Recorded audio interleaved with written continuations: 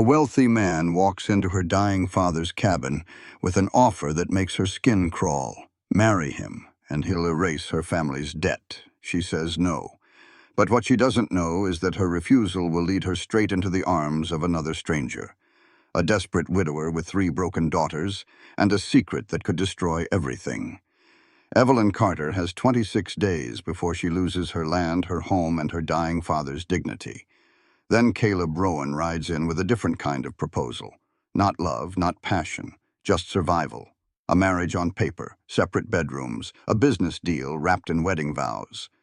But here's what nobody expected. Not Evelyn, not Caleb, and certainly not his grieving children. Sometimes the love you never planned for becomes the love you can't live without. What happens when a family built on desperation becomes something real? And what happens when a powerful enemy arrives to tear it all apart? The lesson. Sometimes the life you end up with is far better than the one you planned. Not in spite of how it started, but because of it. True family isn't about blood. It's about showing up every single day, especially when it's hard. If this story touches your heart, leave a comment and tell me. Have you ever found something beautiful in the most unexpected place? Hit that subscribe button and turn on notifications so you never miss another story that reminds you just how strong you really are. That little cabin held on to the Montana summer heat something fierce. For 3 solid weeks, Evelyn had watched her daddy, Thomas Carter, just waste away. This was a man who used to be stronger than a bull, and now he was nothing but bone and a ragged breath. "Water," he rasped, and Evelyn hurried to help him. The door was propped open, hoping for a breeze, but all they got was dust and the bitter smell of smoke. Wildfires had been tearing through the high country for days, making the sky a sickly yellow. The smoke got thicker every morning, creeping closer like judgment itself. She'd quit going to town. The way folks looked at her with pity and that "I told you so" stare was just too much to bear. Her father had taken a loan against their land last winter. He got sick and the cattle froze. It was $600 from a man she'd never even met, a loan with interest that grew faster than weeds. And now, that man was standing in her house. Samuel Hartley filled the whole dang doorway. He was a big man, dressed way too fancy for these parts in a gray suit that cost more than everything Evelyn owned. He had slick black hair and the kind of handsome face that was spoiled by the coldness in his eyes. "Miss Carter," he said, his voice smooth as a polished stone, "I'm here about your father's debt." Evelyn stood up slow, planting herself right between Hartley and her sick father. The room suddenly felt tight, like the walls were closing in. "We have until the end of September," she said, her voice steady. The contract states payment in full, or I take the land," Hartley cut in, stepping inside without an invitation. His fancy boots sounded loud on the old floorboards. He pulled a paper from his coat. "But I am a reasonable man. I have another offer for you." The way he said it made her skin crawl. She crossed her arms, feeling small in her worn-out dress, with her hair all a mess from sitting by the bedside. "What kind of offer?" His smile was thin and ugly. "Marry me. By the end of the week. I'll tear up the note, and your daddy can die in peace." The words just hung there in the hot, smoky air, thick and poison-like. She heard her father try to get up, a wet, rattling sound coming from his chest as he tried to speak for her. "That's not—" Her voice was just a squeak. She cleared her throat and tried again. "That's not a business deal. That's the only deal on the table," Hartley said, taking another step. "I'm 43 years old, Miss Carter. I've made a fortune. I need a wife. You need money." He looked around the shabby cabin at the patched-up walls and the dusty furniture. "Tell me, what other choices do you really have?" Her throat went dry, because he was right. All the neighbors were struggling with the drought. The town didn't have jobs for a woman who was already 29, practically an old maid out here. "Evie," her father's voice was barely a whisper, but it cut right through her panic. "Don't." She turned to him. His eyes were cloudy with sickness, but they were sharp with purpose. Don't you sell yourself, he breathed, every word an effort. Not for me. Not for this place. He gave a weak wave at the cabin. That Hartley's got a darkness in him. I saw it years ago. It ain't just about money with his kind. Hartley's face didn't change one bit. Your father's got a fever, he said smoothly. Maybe you and I should talk outside. He started for the door, just assuming she'd follow him like a lamb. She didn't move an inch. Get out, Evelyn said, her voice quiet, but solid as a rock. Hartley stopped. I'm sorry? I said, get out. Her voice got stronger with every word. Take your papers and your filthy offer and get off my land. For the first time, a crack appeared in his calm. His jaw got tight. You are making a huge mistake, Miss Carter. Then it's my mistake to make, she shot back. His eyes went flat and dead. He slowly folded his paper and put it back in his jacket. September 30th. That's your deadline. After that, I'm coming back with the sheriff. Your father will watch you lose everything. He tipped his hat at her, mocking her. You think about that pride of yours, Miss Carter. It's a mighty expensive thing to own out here. He left, and the silence he left behind was heavy. Evelyn was shaking. She pressed her hands against her legs to make them stop. Good girl, her daddy whispered. She turned back to him, and the tears she'd been holding back finally came. She knelt by his bed and took his bony hand. Papa, I don't know what to do. You'll figure it out, he said, squeezing her fingers. You always do, just promise me. He started coughing, a terrible, deep sound. Promise me you won't let that man anywhere near you. He's pure darkness, Evie, real darkness. I promise, she sobbed. He nodded, then his eyes closed. Soon he was asleep. Evelyn just sat there, looking around the little room that held her whole life. Her mama's quilts on the wall, her daddy's tools by the door. 29 years of memories. September 30th, 26 days. She got up and walked outside into the suffocating heat. The sky was turning a bruised purple from all the smoke. You could smell the pine trees burning. And on the next ridge over, she could see the orange glow of the flames. Everything's burning down, she thought. The whole world is on fire, and I'm just standing here watching it. That night, she sat with her mother's old Bible in her lap, not reading, just holding it. The heat never broke. Sometime after midnight, as her father mumbled in his fever sleep, she knew she couldn't just stand there. She had to fight the fire herself. She must have drifted off, head slumped on her chest. The sound of a horse's hooves startled her awake right after sunrise. Evelyn shot up, her heart pounding in her throat.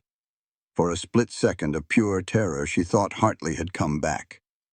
But when she got to the door, blinking in the new light, it was a different man on that horse. This one was taller, with broad shoulders, and he sat his horse with an easy confidence. He looked like he belonged in a saddle. He pulled up about 20 feet from her little cabin and lifted a hand, more of a question than a hello. Miss Carter?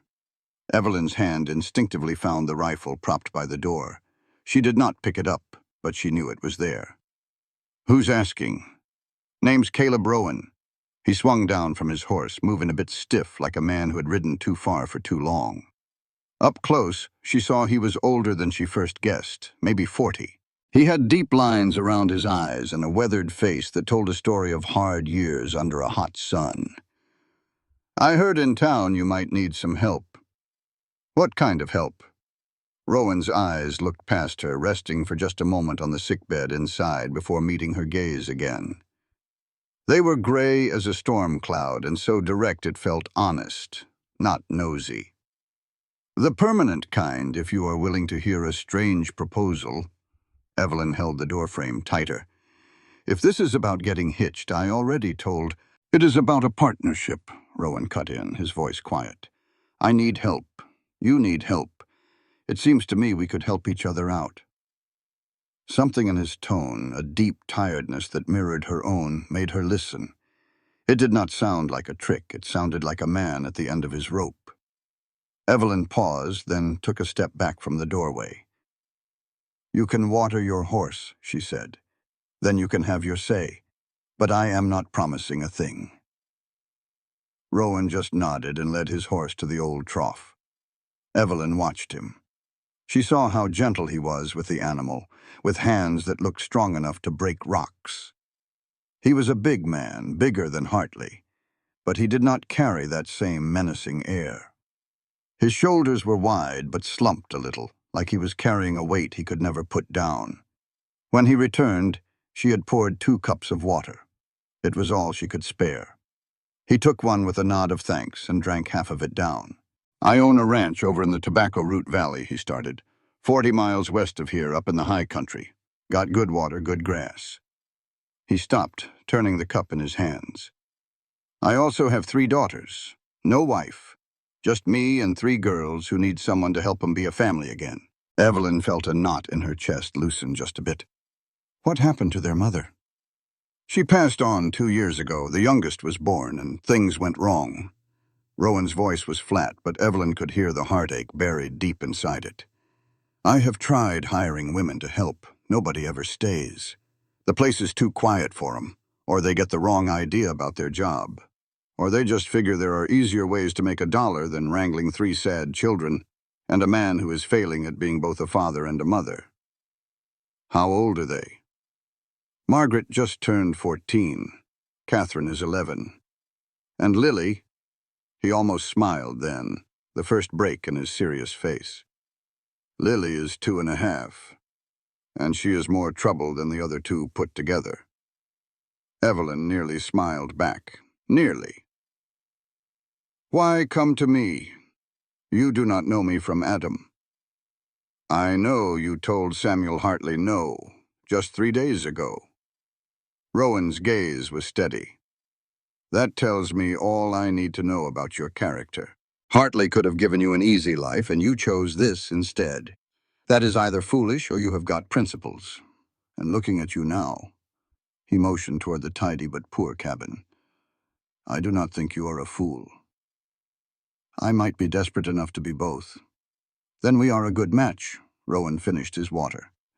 "I am offering you a marriage, Miss Carter. But not the kind you're thinking of. I need a partner, not a possession, someone to help raise my girls. In return," he went on, "I can offer you a good home and security." He paused, choosing his words with care. "And my respect. It would be a practical arrangement." Evelyn's throat felt dry. "How practical exactly?" "Separate rooms, unless you decide otherwise. Your say about the house and the girls would carry the same weight as mine."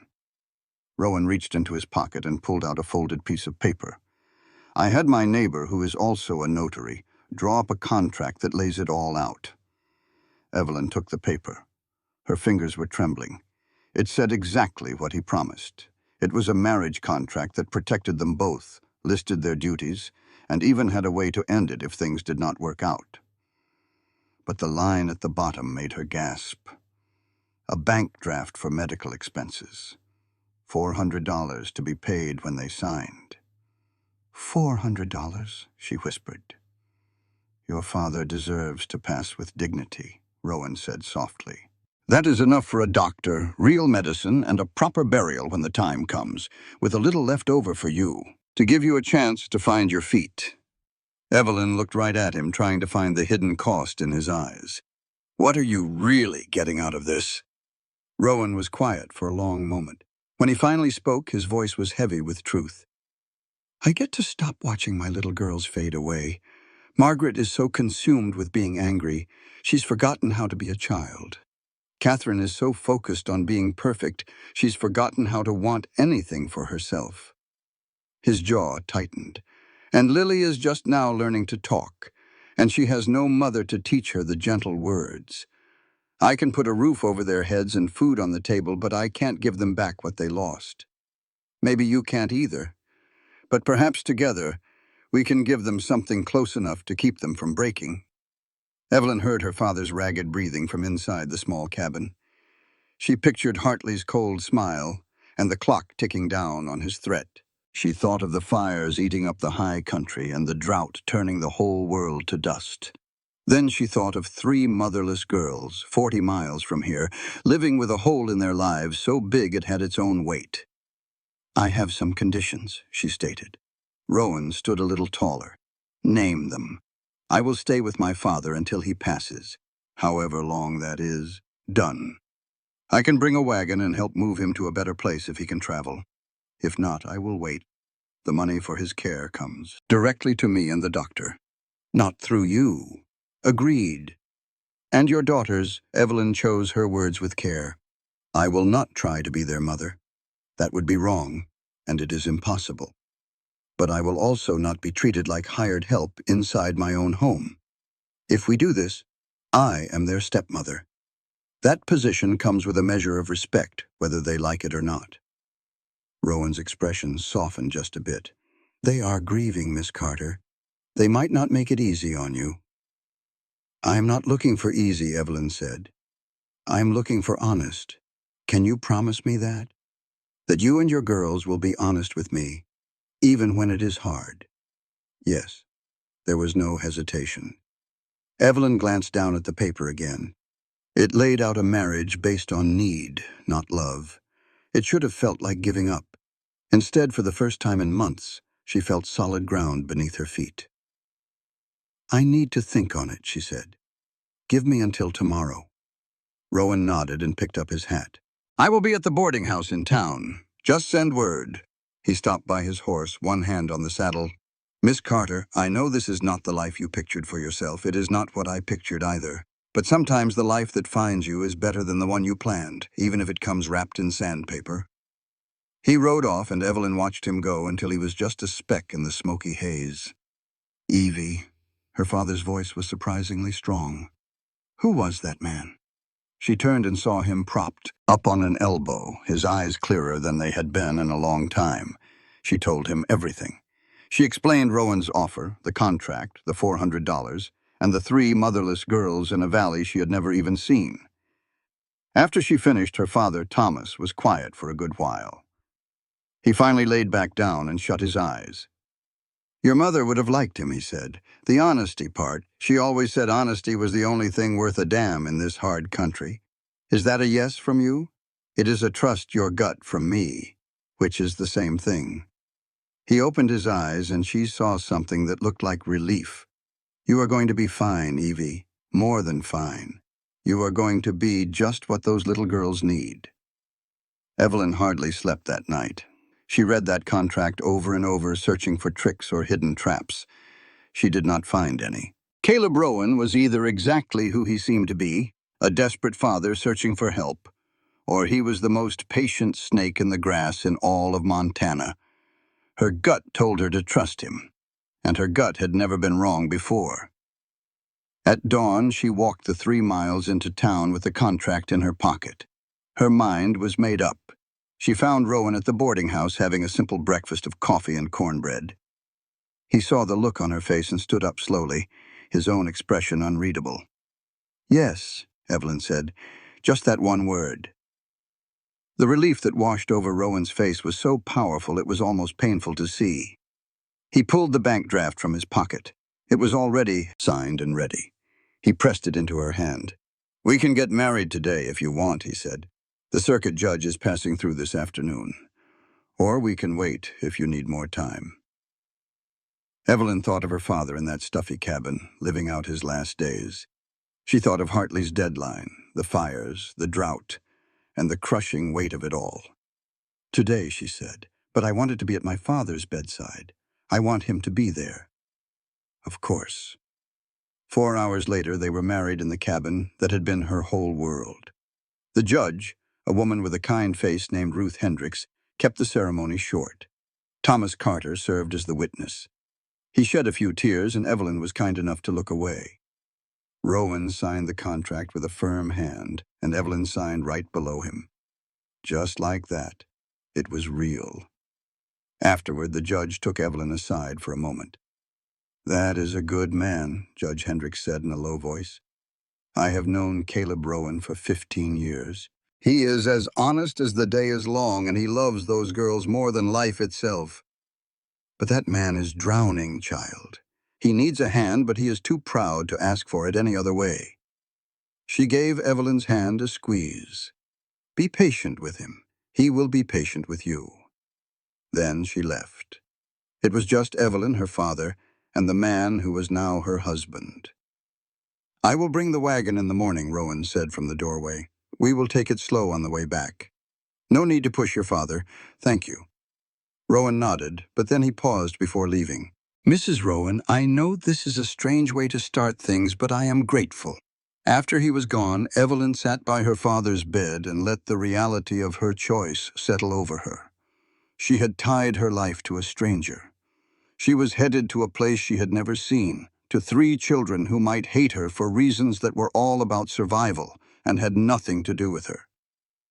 Smart move, her father said, seeming to read her mind. That is what a real partnership is. 2 people admitting they need each other to get by. The next morning, Rowan came with a wagon. It had a canvas cover and a mattress inside, fixed up to be as comfortable as possible.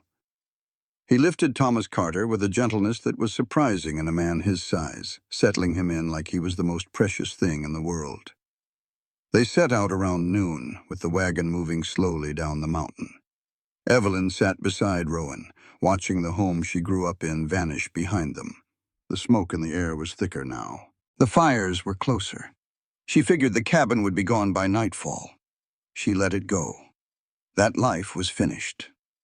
Rowan did not push for conversation, and she was thankful for the quiet. They rode along, hearing only the creak of the wagon and the soft jingle of the harness. The land around them began to change as they went higher. Dry grass gave way to pine forests. The sky seemed more open, the air felt cleaner, and it smelled sharp like sage and cedar. Little streams cut through the rock. And then Evelyn realized she could hear birds singing. She had not heard birdsong in weeks. They stopped twice to let the horses rest and to give Thomas some water. Each time, Rowan worked with a quiet purpose, checking on everything, making sure it was all secure. He was a man who knew how to get things done, plain and simple. How much farther? Evelyn finally asked. We should reach the valley by dark, Rowan said. There is a line cabin about 2 hours up the trail if your father needs a longer rest. He is doing better than I thought he would. Rowan looked back at the wagon where Thomas was sleeping. My own father used to say that hard men die hard. They made it to the cabin just as the sun was dipping behind the mountains. It was just a small shack, but it was cool and out of the wind. Rowan built a fire while Evelyn saw to her father. They ate a simple meal of jerky and hard biscuits. Tell me about your daughters, Evelyn said once darkness had settled in. I mean, really tell me about them, not just their names. Rowan stared into the fire for a long time. When he spoke, his voice was quiet. Margaret is the oldest, and she wears that fact like a heavy coat. She was 12 when her mama passed. She was old enough to know what she lost, but too young to know how to live with it.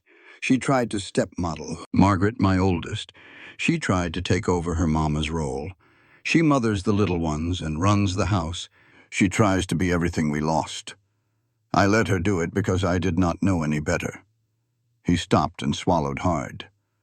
And because it was easier than facing how badly I had failed them all. You did not fail them, Evelyn said gently. I did. I still do, every single day. Rowan's hands tightened into fists. Catherine is my middle girl. She has spent 2 years trying her best to be invisible. She thinks if she is quiet enough and good enough, our family will not fall apart completely. She never cries. She just fades a little more each day. And Lily, Rowan's face softened. Lily is just pure joy. She does not remember her mother. She only knows the world as it is now. And somehow she is the happiest little thing you have ever seen. She laughs at everything and chases chickens. He smiled, but it was a sad kind of smile. I think the other 2 hold it against her sometimes. They cannot let go of their grief, and she does not have any to carry. Evelyn pictured the 3 girls. One weighed down by responsibility, one lost in silence, and one floating above it all. They will hate me, she said plainly. Probably, Rowan agreed. For a little while. Margaret will see you as a threat. Catherine will be too afraid to trust you. And Lily, he shrugged, well, Lily will love you right away, and that might just make it worse with the others. They sat in silence for a spell. A wind kicked up outside, carrying the smell of pine and the promise of rain. I do not know how to be a mother, she confessed. I do not know how to be a father, Rowan answered. Maybe not knowing is the only honest place to start. They left at first light. By late morning they were riding through country so beautiful it made Evelyn's heart ache. A wide valley spread out below them, full of green grass and silver streams, all surrounded by mountains. At the far end, sitting at the base of a huge rock cliff, was a house. A real house, not a cabin. It was 2 stories tall, made of stone and timber, with a big porch wrapped all the way around the front. Smoke curled up from 2 different chimneys. She saw a barn, other buildings, and cattle grazing way off in a pasture. You said you needed help, she said, her voice strained. I did not say I was poor. Rowan had the good sense to look a bit ashamed. I said I needed help. That is the truth. You let me think you were struggling. I let you think what you wanted, Rowan said gently. If I had told you the whole story, you would have wondered why a man with all this could not keep help. You would have questioned why I was really there. And you would have been right to feel that way. He looked her straight in the eye. I am not offering you an easy life, Mrs. Rowan. I am offering you hard work, a heavy load, and 3 broken children who need more than I can give them. Just because this house is bigger than a shack does not change that. Evelyn wanted to be mad, but instead she almost had to laugh. You are a clever man, Mr. Rowan. I am a desperate father, he said back. There is a big difference. As they rolled down into the valley, Evelyn spotted 3 little figures on the porch. One stood with her arms crossed, looking mad at the world. Another hid in the shadows, almost invisible, but the smallest one came tearing down the path, pigtails flying and arms wide open. Papa! The sound was pure happiness. Rowan stopped the wagon and hopped down just in time to catch the little girl who threw herself at him. He swung her up like he had done it 1,000 times, and she hugged his neck like she was never letting go. I missed you. I missed you, Lily sang, planting a kiss on his cheek with every word. I missed you too, little bird. Rowan set her down gentle-like and turned to help Evelyn. Lily, this is Mrs. Rowan. She's going to stay with us now. Lily looked up at Evelyn with those big gray eyes, just like her father's, but full of simple joy. Are you my new mama? Evelyn felt her heart squeeze tight. I am your stepmother. That is a little different. Can I call you Mama? Let us just start with Evelyn for now. The older girls came closer, and Evelyn got a good look at them. Margaret was tall for 14, all sharp edges and fiery green eyes. Her honey-colored hair was pulled back tight. She stared at Evelyn with pure dislike, looking over her dusty dress and her calloused hands. Papa, Margaret said, her voice flat as a tabletop, you really did it. Margaret. Rowan's voice held a clear warning. You bought a wife. The words were sharp, like she was ordering a new chair from a catalog. That is enough. But Margaret kept going. She gave Evelyn one last look, her lip curled just so. Welcome to the Rowan Ranch, Mrs. Rowan. I sure hope you enjoy your new comfortable life. With that, she spun around and marched back to the house. Catherine, who looked like a quieter copy of her sister, gave Evelyn a quick, scared glance before following Margaret inside. Lily, not noticing the bad feelings, grabbed Evelyn's hand. Come see my chickens. I have 7. Well, 6 now. A fox got one. But Papa said we can get more. Lily, let Mrs. Rowan get her bearings, Rowan said, but his voice was kind. He went to the back of the wagon and carefully lifted Thomas Carter into his arms. Let us get your father settled. Then you can show her everything. The house was even grander. On the inside, it had high ceilings and real wood floors. The furniture was handmade and solid. Someone had tried to keep it clean, but the place felt hollow. It felt like a house that had forgotten how to be a home. Rowan carried Thomas to a downstairs bedroom. The bed was made up fresh with water on the nightstand. "Margaret did that," Rowan said quietly when he saw Evelyn's surprise. "She is angry, but she is not a mean person." "Could have fooled me," Evelyn whispered to herself. She spent the rest of the day getting her father settled and unpacking her few things. The whole time she tried to find her way in a house that felt too big and too small all at once. Margaret stayed clear away from her. Catherine would watch her from doorways but run if Evelyn looked at her. And Lily followed her like a shadow, talking a mile a minute about chickens and cats and the time she saw a bear. By that evening, Evelyn's head was hurting something fierce. She had just gotten her father to sleep when she heard yelling from upstairs. It was Margaret and Rowan. "You cannot just replace her. I'm not trying to replace anybody. I'm trying to give you all a chance at a real life again. We were doing just fine. You were all fading away, and I did not know how to fix it." After a moment of silence, Margaret's voice came back, quieter now. "I hate you, I know. But you can hate me and still give her a chance." "Why should I?" "Because she gave up her whole life to come here. Because for 2 years, she is the only one who has been brave enough to walk into our sadness and not run away." And after a long pause, "Because your mother would have wanted you to try." Then a door slammed, and footsteps ran down the stairs. Evelyn flattened herself against the wall as Margaret flew past, her face a storm of tears, and ran out into the dark.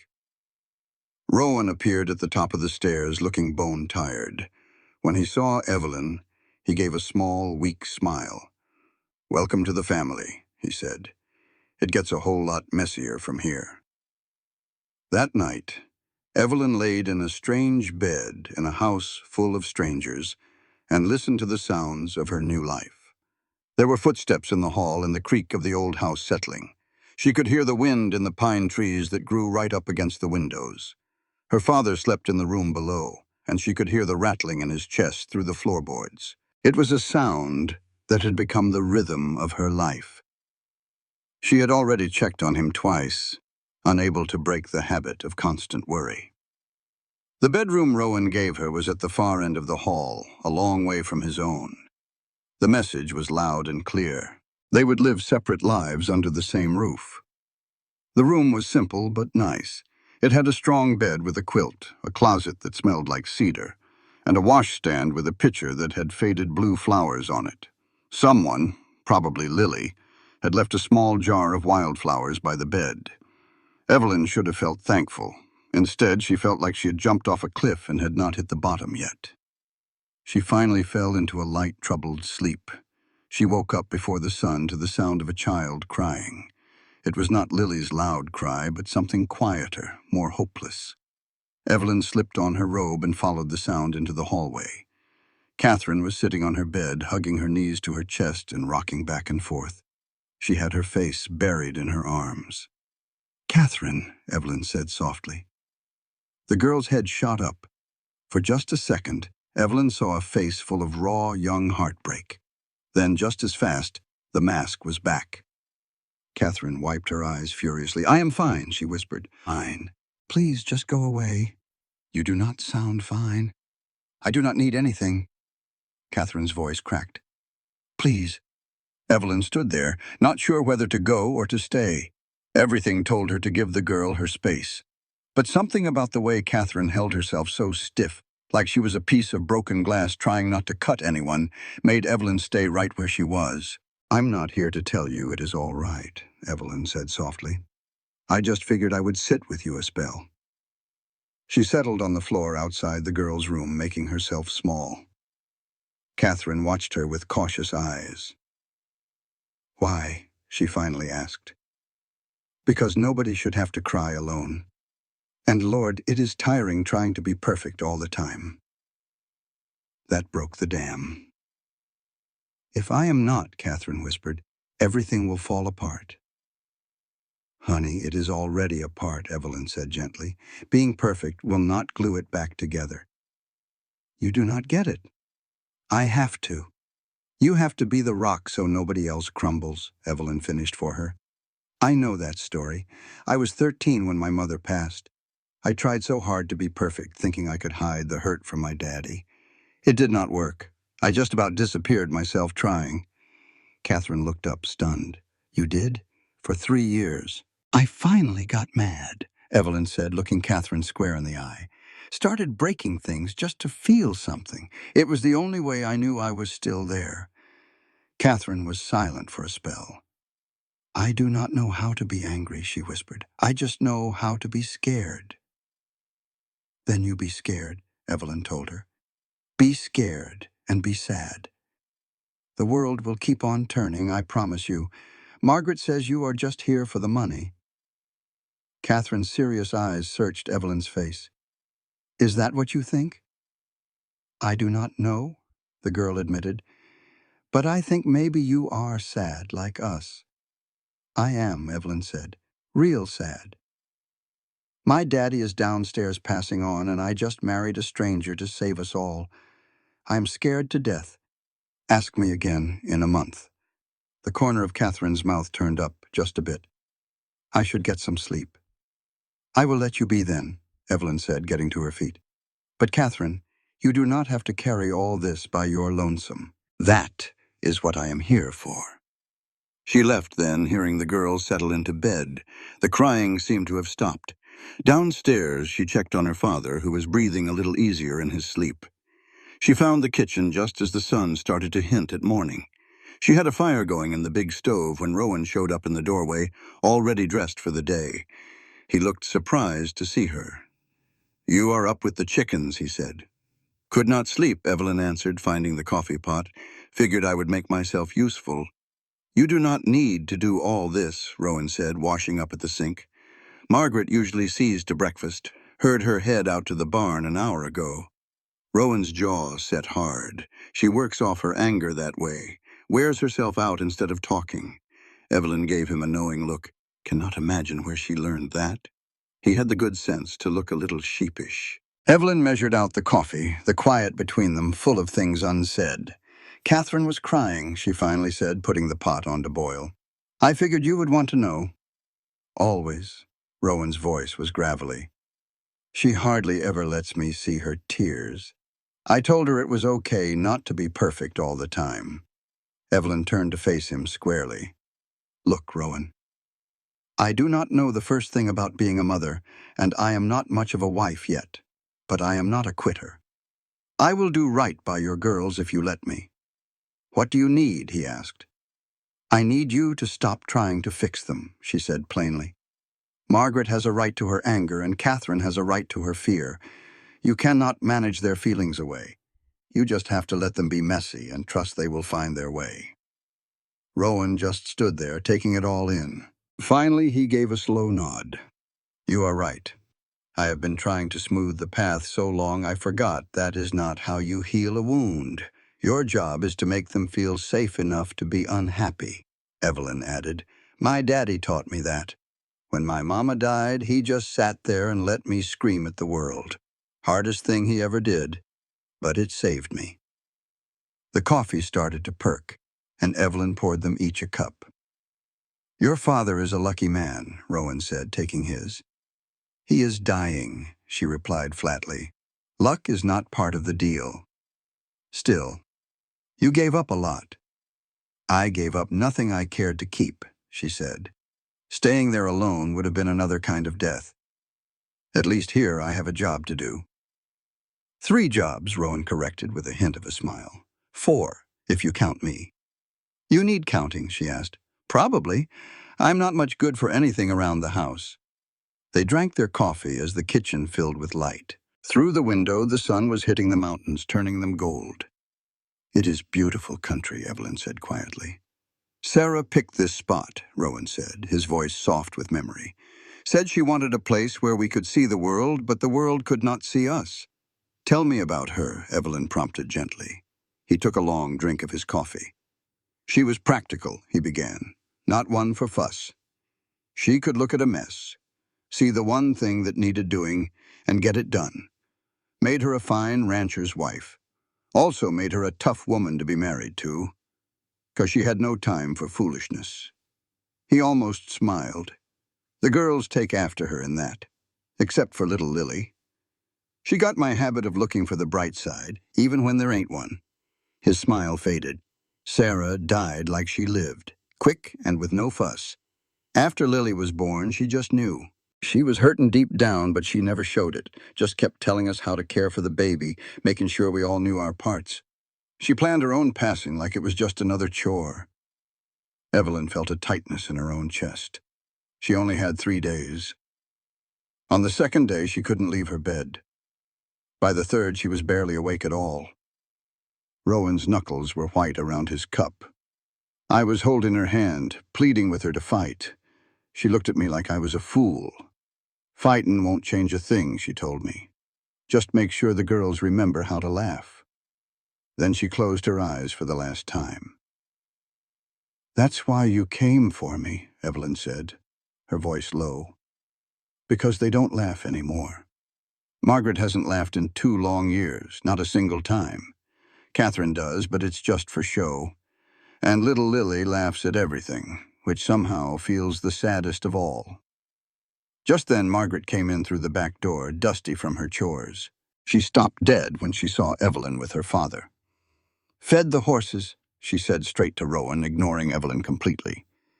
"That roan mare's got a stone bruise. I cleaned it, but you'd better check it." "Thank you, honey. Did you eat?" "Not hungry." "Margaret, I said I'm not hungry." She spun around and started for the stairs, then stopped. "I'm going to get Catherine up, unless you want your new wife to do that too." The words just hung there in the quiet kitchen. Rowan's jaw set hard, but Evelyn spoke up before he could. "Actually, I could use your help this morning," she said, her voice steady. "I don't know y'all's routine, and I'd rather learn it right the first time." Margaret turned slow, her green eyes full of suspicion. "You want my help?" "I don't want to make a fool of myself. If that means I need your help, then yes." "And why should I help you?" "Because you love your daddy, and you want this house to run right. The quickest way for that to happen is for you to teach me." Evelyn held the girl's hard stare. "You can hate my guts and still help me, Margaret. The two aren't tied together." For a long moment, the girl just stared. Then the corner of her mouth twitched. "Fine," she said. "But don't think I'll make it easy on you. I wouldn't expect anything less." After Margaret went upstairs, Rowan let out a long breath. "Well, that went better than I figured." "She's just testing me," Evelyn said. "Seeing if I'll break or fight. It's smart, really. I'm not sure I like you talking about my daughter like she's a battle plan.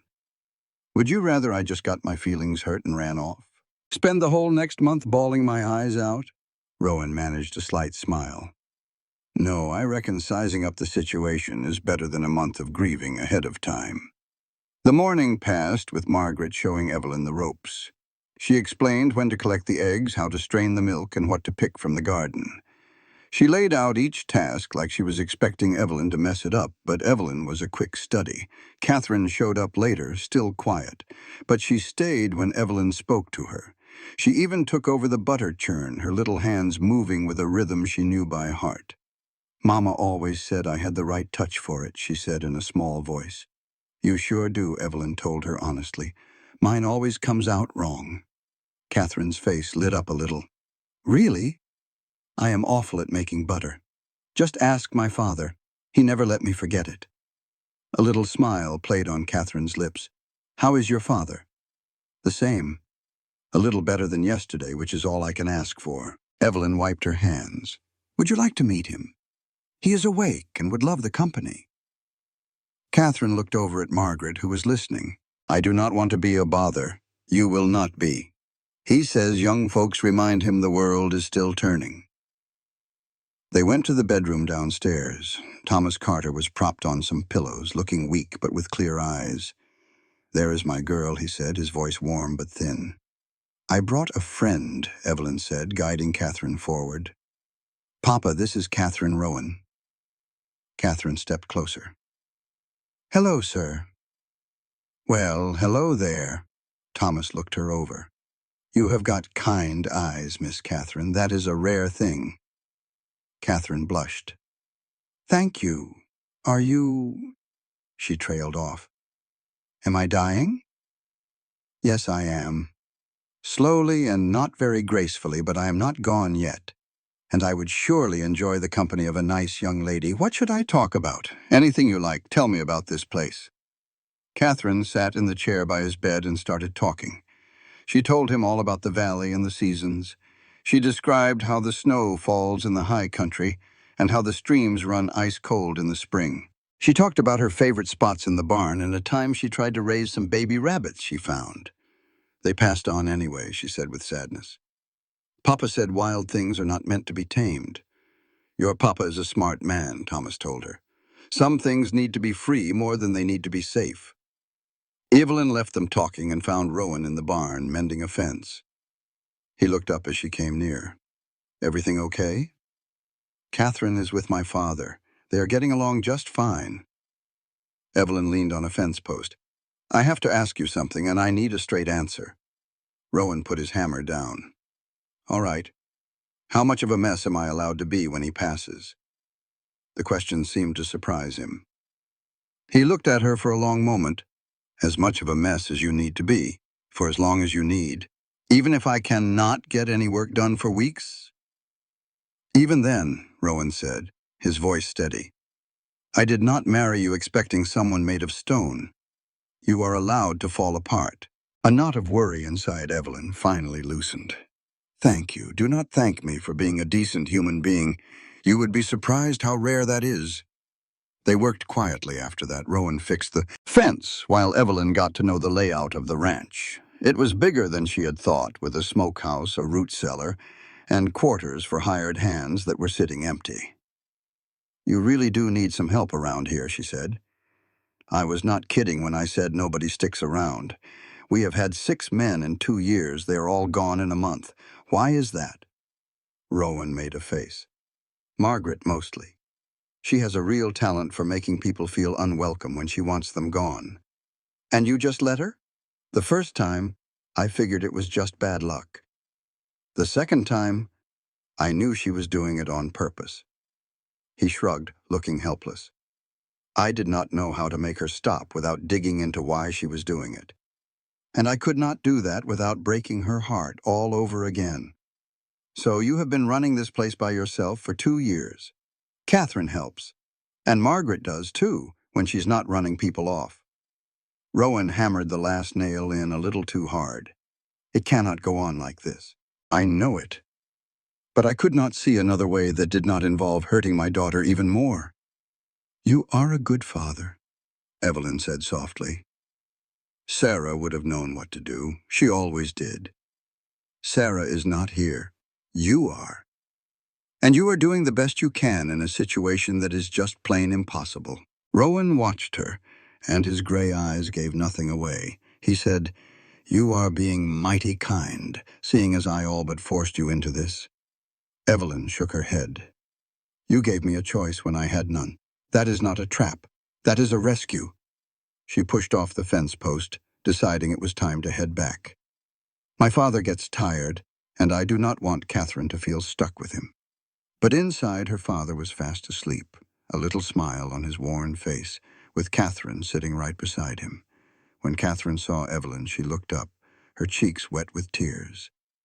He told me about your mother, she whispered. He said she would always sing while she worked. After she passed, the house was just silent. He told me you did not sing for 3 whole years. Then one day the music came back and he knew you would be all right. Evelyn felt a lump form in her throat. I did not know he remembered that. He said it is his favorite memory of you. Catherine wiped her eyes. Do you still sing? Only when I reckon no one is listening. Maybe someday, Catherine said softly, you could let us hear. Evelyn just nodded. Maybe. A quiet routine settled in over the next few days. Evelyn would wake before the sun to see to her father, then start her chores. Margaret made sure to point out every single mistake. The bread was too flat, the vegetables were chopped all wrong, the sheets were hung up crooked. Evelyn just took the criticism with a calm spirit, learning fast and never giving Margaret the fight she wanted. Catherine slowly came out of her shell, spending more and more time with Thomas. He seemed to get stronger just by having her near. He taught her how to play cards and told her old stories. And little Lily, well, she decided Evelyn was the grandest person she had ever met.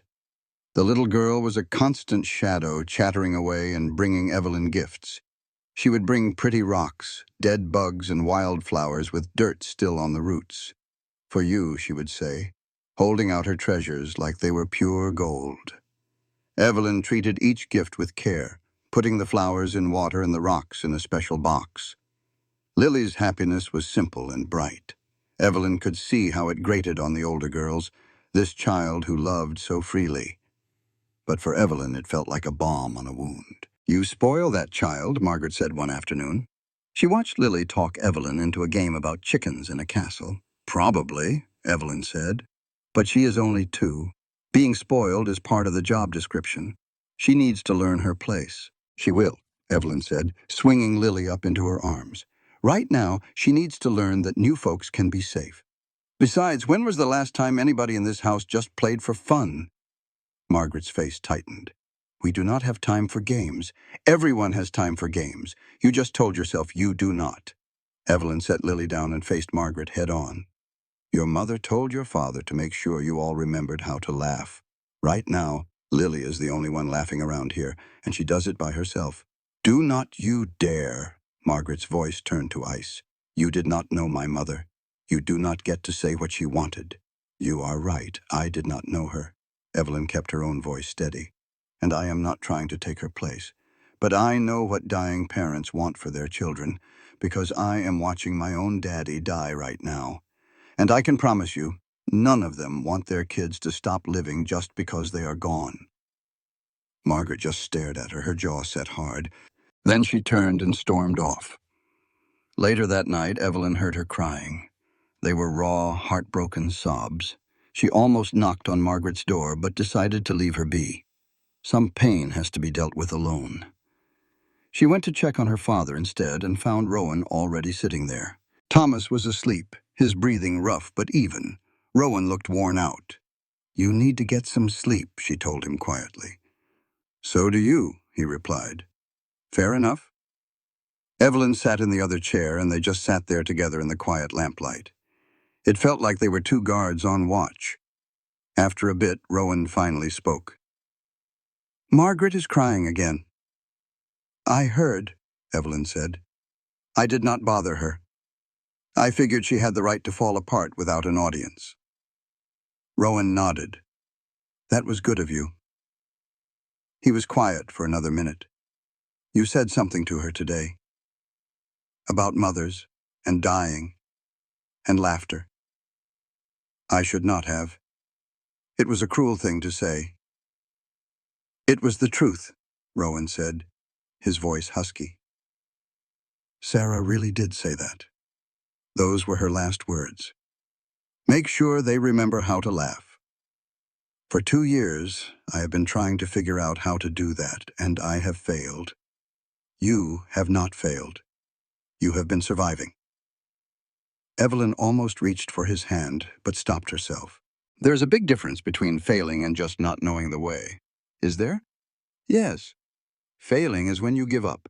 You are still here. You are still trying. That is not failure." This time, Evelyn did take his hand and gave it a quick squeeze, a simple gesture that said everything. Rowan held on for a second before letting go. "Thank you," he said, "for coming here, for not running away from this mess." "We are all a mess," Evelyn said. "I am just better at hiding mine." "Are you sure?" "Because I see you check on your daddy 6 times a day. You barely eat. You work until you're ready to drop, just so you do not have to think about what is coming. Is that really so different?" Evelyn did not have a good answer for that. They sat like that until Thomas woke up for a moment. He saw them there and gave a small, knowing smile. "Good," he mumbled. "You are talking. Keep talking. That is how you build a life, one honest talk at a time." Then he was asleep again, and Evelyn felt her eyes burn with tears. He was right. They were building something here in the middle of all this sadness. It was not love, maybe not even friendship yet, but it was something real. 2 weeks later, a big storm rolled in. It was a real gully washer, with heavy rain that turned the whole yard to mud. The cool air felt like a blessing after all the heat. But with the change in weather, Thomas got worse. His breathing grew shallow, and he was not clear-headed very often. The doctor, a gruff fellow named Morrison, rode up from town and confirmed what she already knew in her heart. "Days," he said, "a week maybe if he is stubborn. Just keep him comfortable, that is all you can do." Evelyn paid him and went back to sit with her father.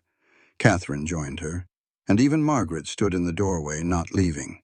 "Can we do anything?" Catherine asked. "Just be here," Evelyn told her. "He likes to know the house is full." So they all stayed, taking turns reading to him and talking low. Lily crawled right into the bed and snuggled up next to Thomas. He managed to lift a shaky hand and stroke her hair.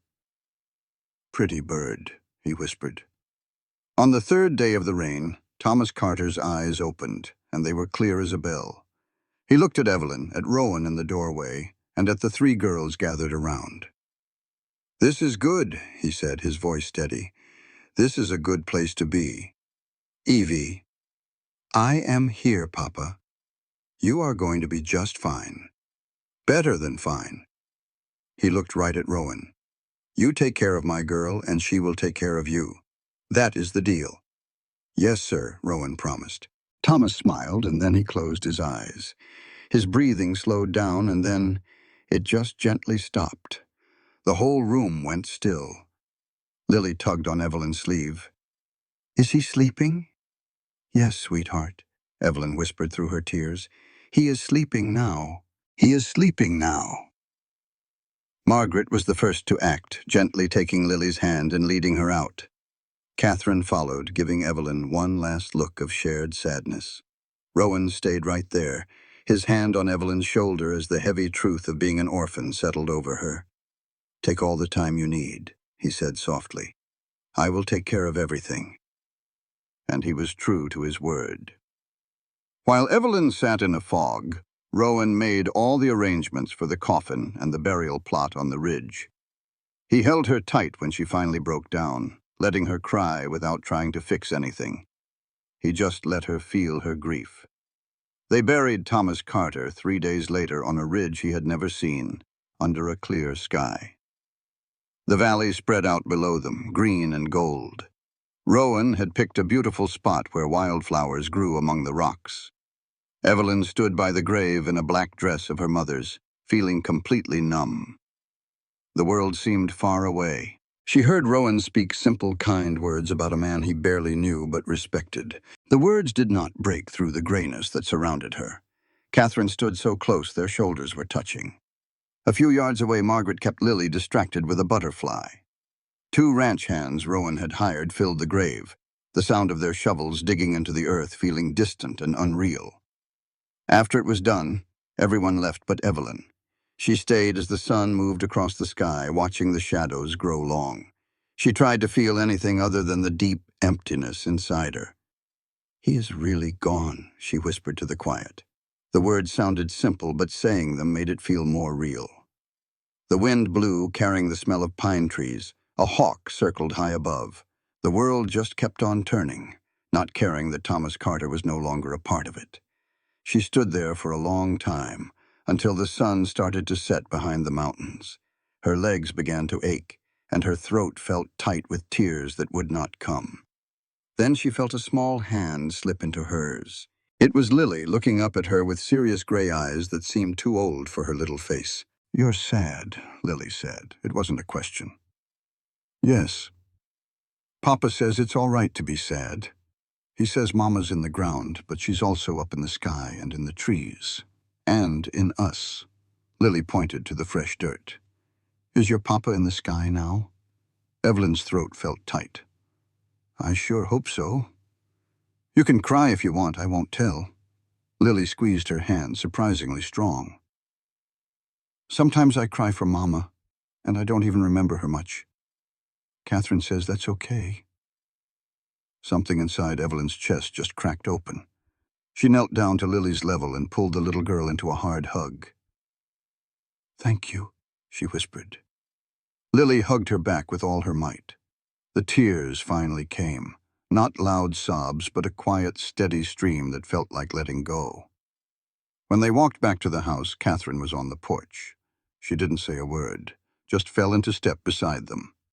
It was a silent welcome from someone who knew what loss felt like. Inside, Margaret had made supper. She put the plates down with quick, sharp motions, her face a perfect blank mask. But when Evelyn sat, Margaret put an extra scoop of potatoes on her plate. It was the only comfort the girl knew how to give. "Thank you," Evelyn said softly. Margaret's jaw clenched, but she didn't leave the table right after eating like she usually did. She stayed while Lily chattered on and Catherine quietly ate.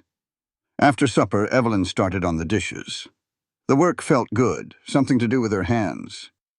Rowan came and stood beside her, a dish towel in his hand. "You don't have to do that," she said. "Neither do you." He took a plate and began to dry it. "How you holding up?" "I don't know yet. Ask me tomorrow." "All right, I will." They worked without talking for a bit. Through the wall, they could hear Catherine reading a story to Lily, complete with silly voices. "Thank you," Evelyn finally said, "for everything, for being here." "I told you I would be." "Most men say things they don't mean. I'm not most men."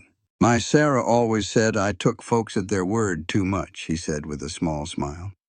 "I never learned to guess what people really meant, so I just assume they mean what they say. It is simpler." Evelyn felt a sliver of a smile herself. "Your wife sounds like she was a patient woman." "She was," he agreed, his voice fond. "I reckon she would have liked you. You are plain-spoken." "Not always," Evelyn admitted. "How is that working out for you?" he asked gently. "Terribly."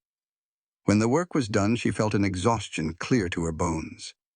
Upstairs, the bed was turned down. The simple kindness of it almost broke her. The next morning, she was up before the sun, moving like a ghost through the quiet house. She put on coffee and started breakfast, her hands working with a purpose Margaret had taught her. The girls came down one by one. First Catherine, watchful and quiet, then a sleepy Lily. Last came Margaret, her eyes puffy and red from her own long night. "You do not have to do all this," Margaret said softly. "I need to," Evelyn replied, her eyes fixed on the stove. Margaret seemed to understand. She began setting the table, and they worked around each other. It was not teamwork, not yet, but it was a start. The day stretched out before her, a big, empty space. So Evelyn filled it with work. She scrubbed floors that were already clean and mended clothes, anything to keep her hands busy and her mind quiet. Late that afternoon, Margaret found her fiercely cleaning the pantry.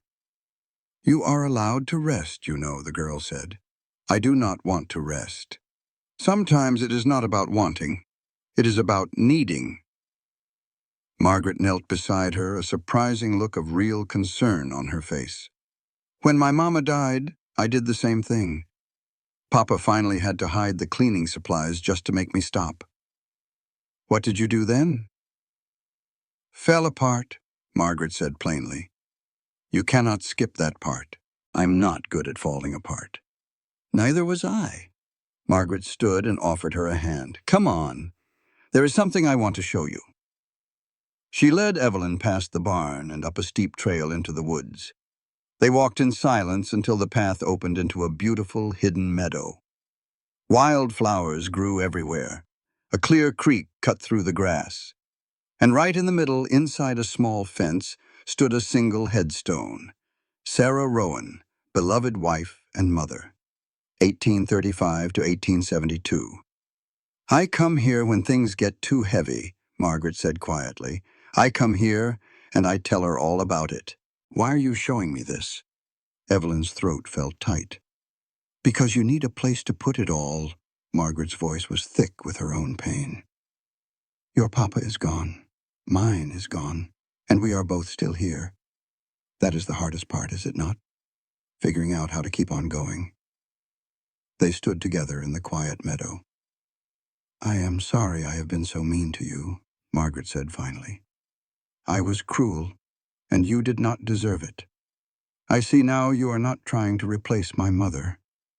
You are just trying to survive, same as us." Evelyn looked at the girl and saw the scared child underneath all that toughness. "You are only 14 years old, Margaret. You are allowed to be a mess. We will hold things together." At that, Margaret's face just crumbled. A broken sob tore out of her. She cried like she had been holding it in for 2 long years with deep, ragged breaths that left her gasping for air. Evelyn just held her, a steady presence in the storm. When it was over, Margaret sagged against her, completely spent. "I miss her so much," she whispered. "Every single day." "I know," Evelyn said softly. "Does it ever stop hurting? No. But you get stronger, and you learn how to carry it, and you find moments of joy that make it all bearable." Margaret pulled back, wiping her face. She looked younger and more fragile than Evelyn had ever seen her. "We should get back," she said, her voice hoarse. They walked down the trail together, slower this time. Catherine and Lily were waiting on the porch, their faces filled with relief when they saw them emerge from the trees. "I showed her Mama's meadow," Margaret said. "She needed to see it." Catherine's eyes widened a little as she looked at Evelyn with something new in her gaze. "Oh, that's good." That evening, the feeling in the house changed. The air felt a little lighter, a little easier to breathe. Margaret still kept her distance, but she wasn't fighting anymore. Catherine started talking to Evelyn about small things. And Lily was just Lily, full of sunshine. Evelyn fell into bed, worn out, but not so empty. It was progress. 2 days later, a sound woke her in the dark before dawn. It was crying. Not Margaret and not Catherine. This was a desperate, pained sound. Evelyn hurried to Lily's room. The little girl was sitting straight up in bed, her face red and her breathing fast and rough. Evelyn could hear the awful wheezing from the doorway. "Lily, sweetheart, what is it?" Lily's big eyes were wide with fear. "Can't breathe right," she gasped. "It hurts." It was a desperate fight against time, and they were losing. That is the hard truth of what happened that night. This story is about how one woman's grit can stare down death itself, and it is a powerful reminder for all of us to never, ever give up hope. It started when Evelyn found little Lily burning with fever, a deep and dangerous rattle coming from her small chest. The doctor was a 3-hour ride one way, and they just did not have that kind of time. Rowan, the girl's daddy, was fixing to ride for help, but Evelyn stopped him cold. She knew Lily might not make it that long, so she took charge right then and there. She told Margaret to get water boiling, and Catherine to grab every blanket she could find. They were going to save this little girl themselves. Down in the kitchen, things got real busy real fast. They found an old medical chest, a small blessing filled with all sorts of powders and oils. Using blankets and a rocking chair, Evelyn built a little steam tent. She held Lily on her lap, letting the child breathe in the eucalyptus vapor. Margaret kept the hot water coming in a steady rotation. Catherine made cold cloths for Lily's burning forehead. The poor child was just barely hanging on, drifting in and out of a bad sleep. Every single cough sounded like it was tearing her clean apart. Rowan watched all this from the doorway, the fear plain on his face. He wanted to ride for the doctor again, but Evelyn stood her ground. She looked him in the eye and said, "I have done this before. My own father had weak lungs for years." And that was quite a surprise. This was not just guesswork for her. She had fought this battle before. Evelyn could see the panic rising in him. She told him he had to be strong for his girls. She sent him over to hold Catherine, who was trying so hard not to show how scared she was. The hours just crawled by. Sometime around 3 in the morning, Margaret showed up with a cup of tea for Evelyn. She insisted she take a break. Evelyn's arms were shaking from holding the little girl for so long. As she carefully handed Lily over, Margaret said something that stopped her cold. She said she had helped when her own mama died from the lung fever. But Evelyn knew something the girls did not. She gently told Margaret, "Your mother's sickness was different. This is a fight we can win." That little piece of truth offered more comfort than anything else could have. A little later, Evelyn found Rowan just staring out the window into the dark. He asked her how she could be so calm through all this. And that is when she admitted a small secret. She told him she was not calm at all. She was just as terrified as he was. But she knew that being scared was not going to help Lily one bit. As the sun finally started to rise, something shifted in the room. Lily's breathing got a little easier. The angry red on her cheeks began to fade. When Evelyn checked her temperature, it had finally dropped by a whole degree. The fever was breaking. They all kept working, not quite daring to believe it yet. Then, around mid-morning, Lily opened her eyes and whispered that she was thirsty. Relief washed over that kitchen like a flood. Evelyn knew right then the little girl was going to be all right. Margaret, who had been a rock the entire night, finally let her tears fall. The whole family came together in a huddle, crying and holding each other tight. And in that moment, they all learned something powerful. When you all stand together with courage and trust, you can get through even the darkest night. Evelyn's whole body was shaking. The energy that had kept her going all night was gone, leaving only fear and exhaustion. She must have made a noise because Rowan was suddenly there. He gently took Lily from her and laid the sleeping child in a nest of blankets. "Your turn to rest," he said. "I need to watch her." "I will watch her. You've been up for more than 24 hours, fighting for my daughter's life." He steered her toward the stairs. "You've earned a rest. Please, go on." Evelyn wanted to argue, but her body wouldn't listen. She barely made it to her room. She sat on the bed, her hands trembling, and finally let all the feelings wash over her. The fear for Lily, the grief for her father, all of it. A soft knock came at the door. Catherine slipped in with a small tray. She set down some tea and toast, then did something Evelyn never expected. She climbed onto the bed and curled up right beside her. "Thank you for saving her," Catherine whispered. "Thank you for not giving up." Evelyn put an arm around the girl and just held on, a lifeline. "I just couldn't. She means too much." "So do you," Catherine said, plain and simple. "You matter too." They stayed like that until Evelyn stopped shaking and the weariness finally took her. The last thing she knew was Catherine pulling a quilt over them both. For the first time in months, she did not feel so alone. Evelyn woke to the afternoon sun cutting through the window. She heard voices coming from downstairs. That is when she heard it. Lily's bright, clear laugh. The sound washed over her, a relief so deep it felt like a hurt. She got up slow, her body complaining with every move. Her back was sore from holding still for so many hours. But Lily was laughing, and that meant Lily was breathing. It meant they had won. Catherine was no longer in the bed, but the shape of her small body was still pressed into the quilts. Evelyn washed her face and put on a clean dress, then walked downstairs on shaky legs. The kitchen looked like itself again. Lily sat at the table, wrapped in a blanket. She was pale, but her eyes were bright as she ate a little broth. Rowan watched her like a man who had almost lost it all. Margaret was at the stove, and Catherine sat right by her little sister, a hand resting on her arm. They all looked over as Evelyn stood in the doorway. Lily's face just lit right up.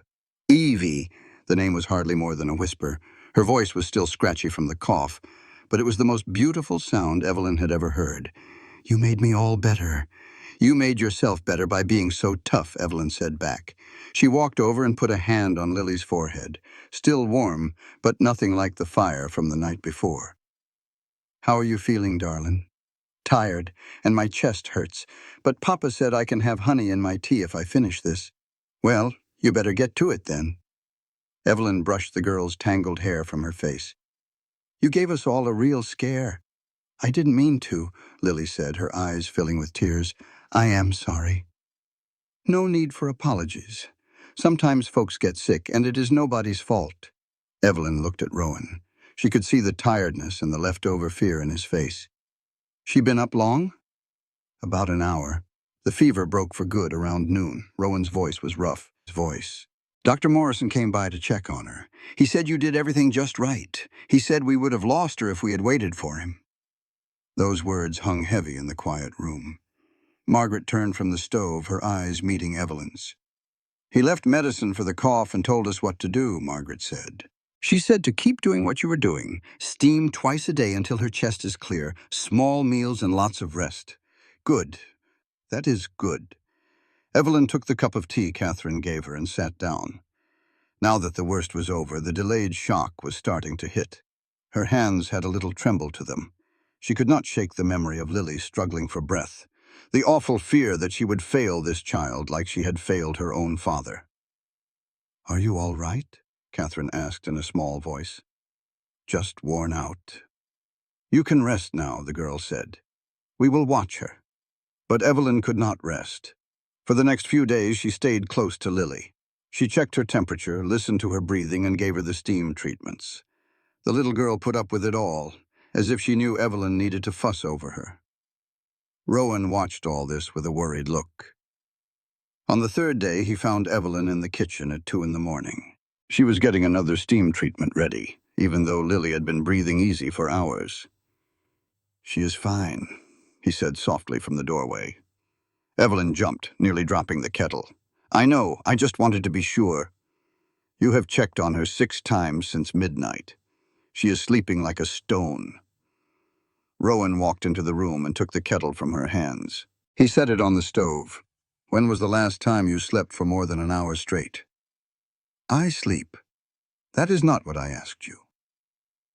He gently led her to a chair. "Sit down, please." The moment Evelyn sat, the exhaustion hit her like a tidal wave. She buried her face in her hands. "I cannot lose her," she whispered. "I cannot lose another person. I just cannot." "You will not. She is getting better every minute, and that is because of you." Rowan knelt in front of her chair, getting down on her level. "But you're going to run yourself into the ground if you do not get some rest. Then who is going to take care of everybody?" "You will. Y'all were doing fine before I got here. We were getting by." "That is not the same thing as fine." Rowan's voice was low and steady. "Evelyn, look at me." She lifted her head and met his gray eyes. She could see the deep tiredness there, too. "You saved my daughter's life," he said, plain and simple. "You walked into a mess with a child you barely knew, and you fought for her like she was your own." His voice got rough. "I do not have the words to thank you enough. But I need you to understand that you are important, too. Your health matters, your rest matters. And wearing yourself slap out is not going to stop the next bad thing from happening." "How do you know there will be a next one?" "Because we are living, Evelyn. That is just how it is." Being a woman in Montana back in 1874 meant there was always another storm on the horizon. Rowan looked at her, the corner of his mouth turning up just a bit. "We can't fight what's coming if we're dead on our feet, running on nothing but fear." Evelyn knew deep down he was right. The sensible part of her knew she'd gone from careful to crazy with worry days ago. But the part of her that watched her own daddy fade away, that felt her little girl Lily struggle for every breath, just couldn't let go. "I don't know how to stop," she whispered. "Then let me help you," Rowan said, standing and holding out his hand. "I'm walking you to your room, and you're going to sleep for at least 6 hours. I'll watch Lily myself. If anything changes, I'll wake you. You just gotta trust me. Can you do that?" She looked at his hand, then put hers in it. His grip was strong and warm from ranch work, but gentle all the same. He pulled her up and led her upstairs, not letting go. At her door, he paused. "Sleep, Evelyn. That's an order from your husband." A small smile finally found her lips. "You sure get bossy when you want to." He softened a bit. "Sarah used to say that right before she'd do the opposite, but you're not Sarah. You listen to reason, so please just sleep." And she did. 8 hours later, sunlight was pouring through the window. She could hear the house running just fine without her. It wasn't scary, it was a relief. Downstairs, Lily was at the table drawing with some color back in her cheeks. The little one looked up and smiled big. "Papa said we had to be quiet so you could sleep forever." Evelyn glanced over at Rowan, who looked a little sheepish. "You needed it," was all he said. That next week, things found a new rhythm. Lily was back to being a whirlwind of a 2-year-old. But the real change was in the house. Margaret, the older girl, started treating Evelyn with respect, even asking for her advice. Catherine became her little shadow, always holding her hand.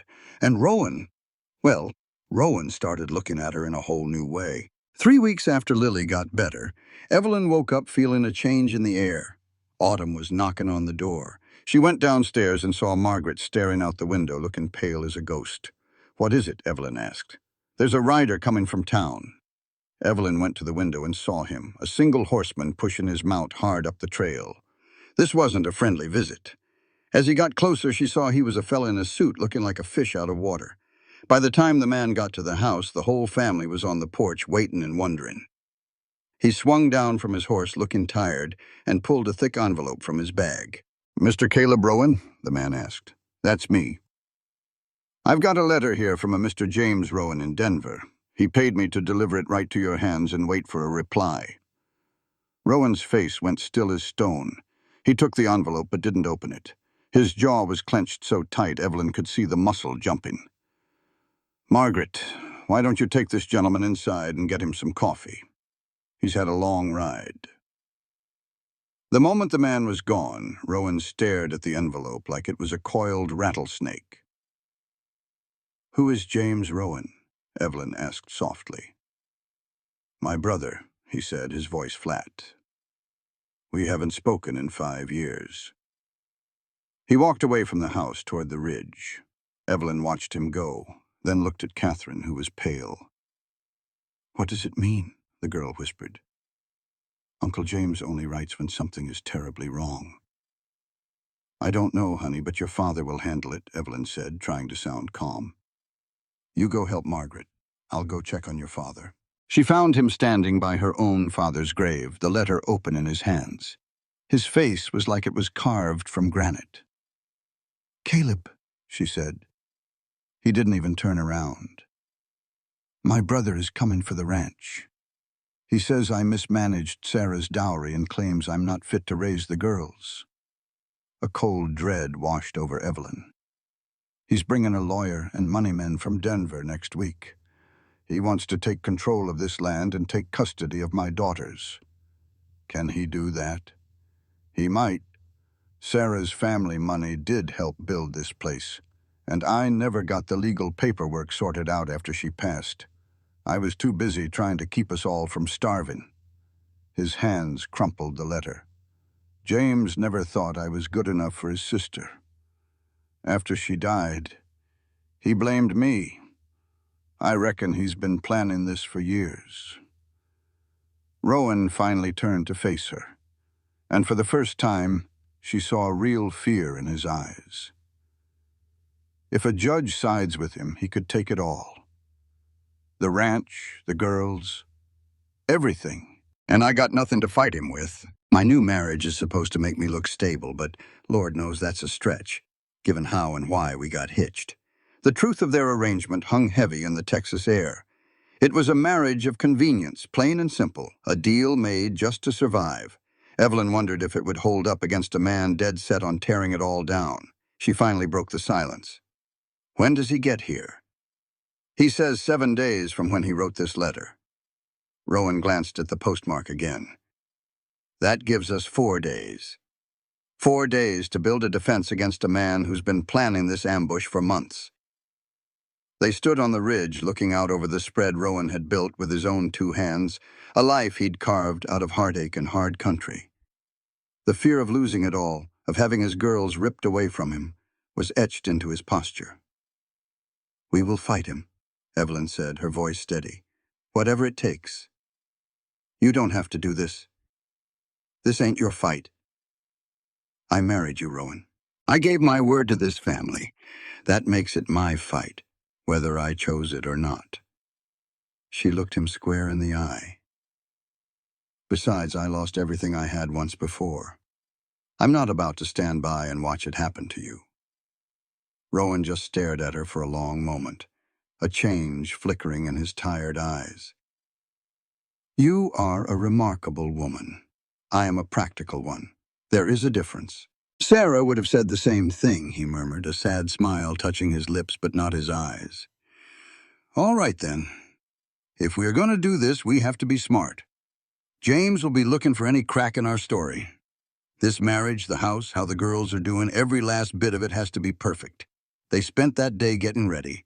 Rowan sorted through every deed, receipt, and record he had for the ranch. Evelyn took charge of the house, figuring out what was strong and what was weak.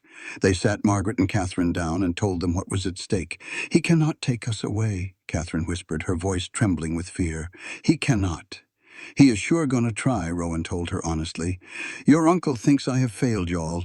He thinks he can give you a better life. We have got to prove him wrong." "But we are not okay," Margaret choked out, her face crumpling.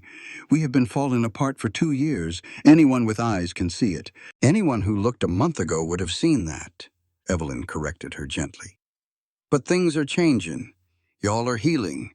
It is slow and it is hard, but it is happening. We just have to make sure your uncle sees how far you have come, not just how much you have been hurt." In those next 4 days, the whole place came alive. This was not for show. Evelyn was not about to paint a fake picture of a happy family. They were not just putting on a show of perfection. They were building a real family from the ground up.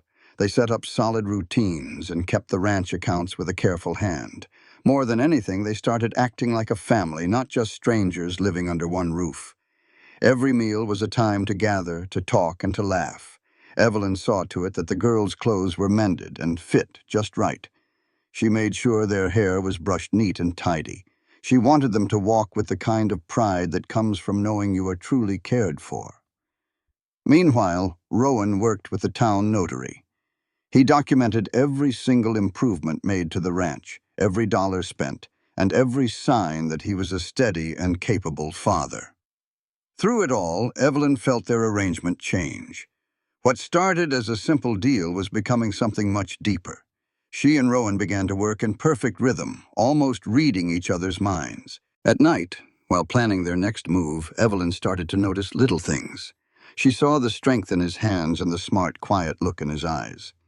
She realized he listened to her, truly listened, like her words held real weight. It was a strange and exciting feeling. 3 nights in, Rowan poured them both a whiskey. He sat down and looked her straight in the eye. "I've got to ask you something," he said, his voice low. "And I need a straight answer, not just what you think I want to hear." "Go on." He took a breath. "If James wins, if he gets the ranch and the girls, what are you going to do?" Evelyn thought about it for a long moment. A month ago, the answer would have been easy. She would pack her bags and start over somewhere new. That was how she had always survived. But now leaving felt like losing a part of herself. "I'll fight for them," she said, her voice firm. "For the girls. If there's any legal way for me to stay in their lives, I'll take it." She took a sip of whiskey, feeling the warm burn. "And if there isn't, I'll make sure they know I didn't just walk away. I'll make sure they know they were worth fighting for, even if we lost." "And what about me?" The question surprised her. "What do you mean? Am I worth fighting for?" Rowan's voice was quiet, almost uncertain. "Or am I just part of the deal? A way to get to the girls, a roof over your head?" Evelyn put her glass down. "When I married you, it was a deal. I needed a safe place. You needed help. You needed... We were both using each other, and we were honest about it." She paused.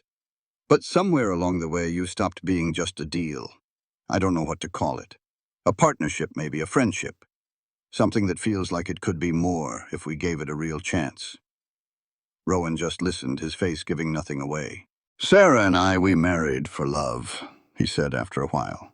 "We were young and sure that was all we needed. It was a powerful thing, but it was harder than you can imagine. Loving someone that much means you can hurt them that much, too." He ran a hand through his hair. "This thing with you is different. It's calmer. It feels solid.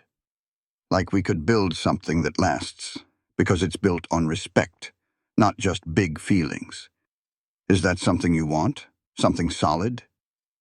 I think so, she answered honestly. I'm tired of all the drama and fighting. I just want a partner, someone who sees me for who I am and decides to stay. He met her gaze. Could you want that with me? Evelyn's heart started to beat a little faster. Yes, she said. I think I could. Good, Rowan said with a small smile. Then let's make sure James doesn't tear it all down before we even get started. The night before his brother's arrival, Evelyn couldn't sleep. She got up before sunrise and found Rowan in the barn, working off his nerves by cleaning stalls that were already clean. Couldn't sleep either? She asked softly. I keep playing it all out in my head, he said, stabbing a pitchfork into a pile of hay. James is smart, and he's ruthless when he wants something. And he's wanted this ranch since the day Sarah brought me home to meet the family. Then we'll be smarter and more ruthless, Evelyn said, leaning against the stall. Tell me about him. Tell me everything.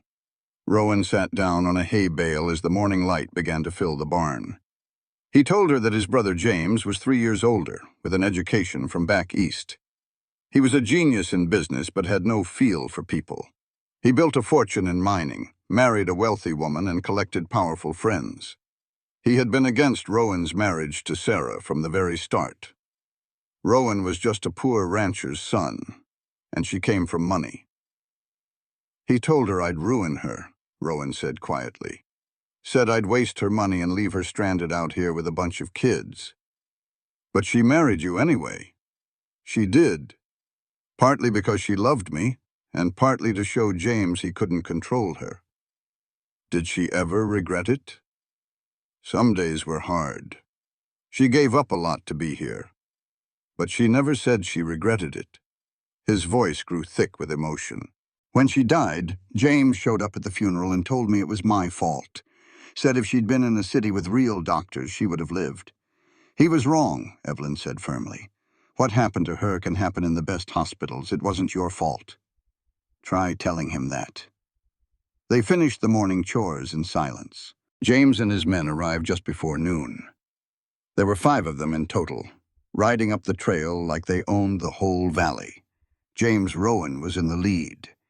From a distance, Evelyn could see he was built like his brother, with the same broad shoulders. But where Rowan carried himself with the quiet strength of a man who worked the land, James moved with the easy confidence of a man who had never known a day of doubt. The family stood together on the porch, a silent, defiant group. Margaret's face was a mask of determination. Catherine stood close to Evelyn, while little Lily just looked excited by all the commotion. James swung down from his horse and handed the reins to one of his men. Evelyn figured they were lawyers, judging by their fancy city clothes. He tipped his hat. "Caleb," he said with a smile that was all ice. "It's been too long." "Not long enough," Rowan answered, his voice flat. "What do you want, James?" "My letter explained it all. I'm here to talk about the future of this ranch and my nieces." His eyes scanned the family, landing on Evelyn with open curiosity. "Aren't you going to introduce me to your new wife?" "Evelyn, this is my brother James. James, this is my wife, Evelyn Rowan." Evelyn stepped forward and offered her hand, just as her mother had taught her. "Mr. Rowan, welcome to our home." James took her hand, his grip strong and his eyes cold and calculating. "Mrs. Rowan, I have to admit I was surprised to hear about my brother's sudden marriage. Very sudden, wasn't it? Barely 2 months after your father passed." "Grief doesn't keep a schedule, Mr. Rowan." "And neither does need," Evelyn replied, meeting his stare without flinching. "But I'm sure you didn't ride all this way just to question our timing. Maybe we should go inside and discuss what's really on your mind." A brief look of surprise flashed across James's face. He had clearly expected a nervous young woman, not this calm composure. "Of course," he said smoothly. "Forgive me. It's a bad habit from my line of work." Inside, the house was spotless and orderly, a real home. Margaret served coffee like she had been running a household for decades. The lawyers, a pair named Preston and Walsh, took in every detail with sharp eyes. They saw the neat stacks of account books Rowan had left out. They saw all the proof of a well-managed and loving home. "Well now, shall we get started?" James asked, easing into a chair like he was the one paying the mortgage. Caleb, I'll get straight to the point. I don't think for a second you can run this place and raise 3 little girls on your own. Sarah's inheritance is tied up in this ranch, and I have to make sure it's not thrown away. I am not on my own, Caleb said, his voice low. I am married. This ranch is doing just fine. The books show good profits and solid improvements. A quick wedding just a few weeks ago hardly counts for stability. James then looked right at Evelyn. No offense, ma'am, but marrying a widower with 3 kids and a fight over his property looks more like desperation than true love. You're right about that, Evelyn said, her voice steady. I was desperate. My father was on his deathbed, and I needed a safe place to land. Your brother needed help in his home and with his grieving family. We made a deal that helped us both. How is that any less real than a marriage born from romance? Evelyn leaned in. 3 weeks ago, Lily almost died from a fever in her chest. I was up all night fighting to keep that child breathing while your brother and his girls were right there with me. We saved her, together as a family. That is not an act we put on for show. That is our reality. One of the lawyers, Preston, finally spoke. Respectfully, Mrs. Rowan, handling one emergency doesn't prove you can provide long-term care. You are absolutely right, Evelyn said back. That is why you should also look at how well the 2 older girls are doing in their studies and check the household account books that show we watch every penny. You should see the ranch improvements that have raised the property value by 20%. And you can see for yourself that these children are healthy, safe, and finally starting to heal. What exactly is your measure for proper care, Mr. Preston? Because from where I stand, we are meeting it. The room got quiet. James's face was a blank slate, but Evelyn saw the gears turning behind his eyes. He came here expecting a pushover, not a united front with the paperwork to back it up. James spent the afternoon questioning the girls, his doubt plain as day. But Margaret stood tall, answering his questions about running the house with a skill far beyond her years. Catherine spoke about her lessons with a quiet strength. Then Lily, bless her heart, crawled right up into James's lap and asked if he had ever seen a really special rock. James just stared, completely thrown, which felt like a small win to Evelyn.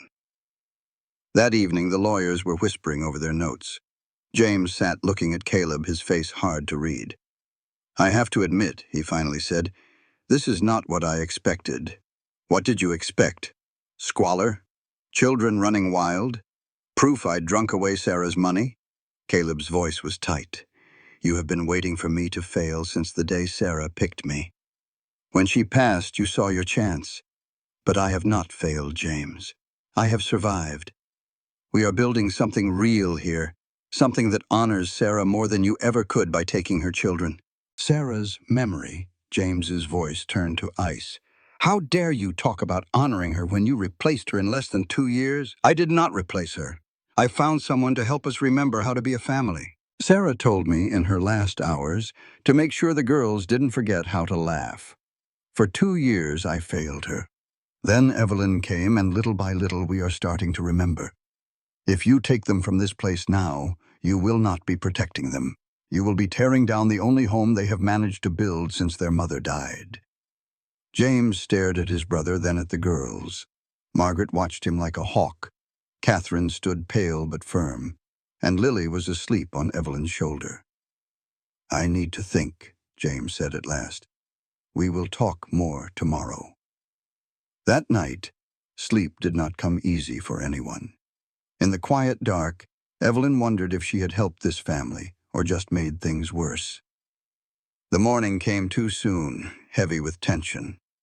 Evelyn found Margaret in the kitchen before sunrise, already going through the motions of making breakfast. Could not sleep either? Evelyn asked softly. Margaret just shook her head. What if he takes us away? What if none of this matters? It matters, Evelyn said, moving to help with the coffee.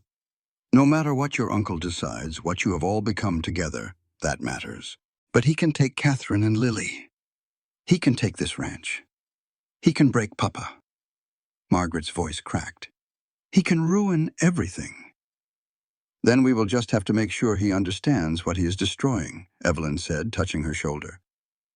Your uncle came here looking for failure. He found strength instead. That has to count for something. They worked in silence until Caleb came in, looking like he had not slept a wink. Catherine followed, quiet and pale. Last came Lily, who was still happy as a lark, chattering about the funny men staying in their house. Her innocence was a sharp reminder of what was at stake. James and his lawyers walked in at exactly 8, dressed like they were in a big city courtroom. "I have looked over the finances," James started. "They are adequate. The ranch makes money, and Sarah's inheritance has been managed." "Adequate?" Caleb repeated, his voice flat. "I raised the value of this place by 20% through drought and grief, and you call that adequate?" "I call it doing your basic duty," James said coolly. "But money is not everything. There is the matter of the children's well-being." Walsh, one of the lawyers, opened a notebook. "We need to speak with each of the girls alone to see how they are doing without any parental influence." Before Caleb could argue, Margaret stood up. "I will go first." She walked into the study with the 2 men, leaving the others to wait in a silence that felt like a physical wait. 30 minutes crawled by. When Margaret came out, her face was calm, but her hands were shaking. "What did they ask?" Caleb asked. "Everything," she said. "About Mama's death. About before Evelyn came. They asked if I felt safe, if I was happy, if I wanted to leave here." Her jaw was set. I told them the truth. Catherine was next, and she looked so small walking into that room by herself, but she came out 15 minutes later with her head held high. "Your turn, little bird," Caleb said gently to Lily. "Do I have to?" "Just for a few minutes," he promised. Lily went, dragging her feet, and the wait felt like it would never end. She bounded right out, not a care in the world, and Evelyn felt some of that tightness in her own chest loosen. The lawyers spoke in hushed tones while James just stared at his brother, his face a perfect mask. Finally, the lawyer named Preston spoke up. "The children seem healthy. Margaret is remarkably capable for her age, though we are concerned she has been given too much adult responsibility. Catherine is bright and well-spoken, but she seems to hold a lot of anxiety inside, and Lily is just full of life. They are children who lost their mother," Evelyn said quietly. "Of course, they are not perfect. The question is not if they are perfect. It is if they are healing, and if tearing them away from their home is going to help or hurt." "Mrs. Rowan has a fair point," the other lawyer, Walsh, admitted. "However, Mr. James Rowan is concerned about long-term stability. A quick marriage of convenience might not be the foundation these children need." "Then maybe you ought to ask the children what they need," Rowan said, his voice coiled tight with anger, "instead of you men deciding for them." James stood up suddenly. "Caleb, can I have a word with you outside?" They walked out onto the porch. Through the window, Evelyn watched the 2 brothers stand at the rail. They looked tense, but they were not shouting. She could not hear a thing, but she knew the real trial had just begun. "They're deciding if we're worth the trouble," Margaret said, plain as day. Her words cut through the parlor's quiet. This whole mess was never just about the girls. It was about old grudges and 2 stubborn brothers who couldn't have an honest talk. Out on the porch, things were getting heated. Rowan gripped the railing tight while James ran a hand through his hair, looking just like his brother. Then James said something that made Rowan look up sharp. They stared at each other, and something shifted right then. When they finally came inside, both men looked rattled, but calmer. James turned to Evelyn. "The lawyers are ready for you now, ma'am."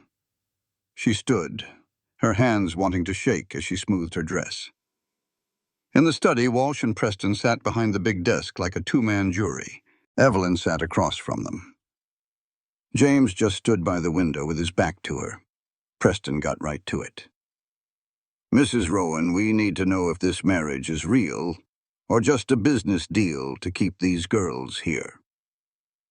Evelyn had thought all night about this. She looked him square in the eye and chose the truth. "When I married Caleb Rowan, it was a deal, pure and simple. My father was dying, and another man was offering to settle our debts for a price I wouldn't pay. Caleb offered me a partnership, not ownership. He offered respect. I took it." She held his gaze.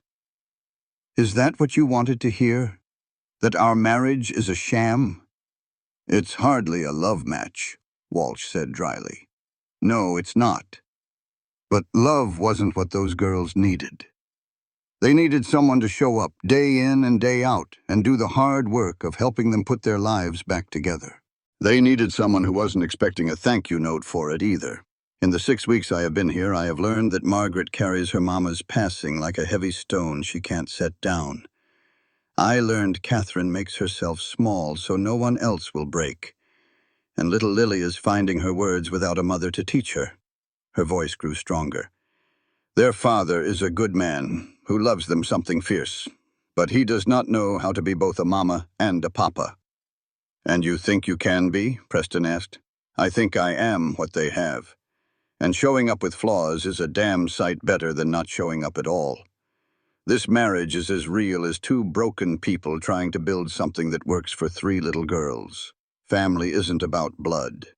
It is about commitment, honesty, and showing up when it is hard.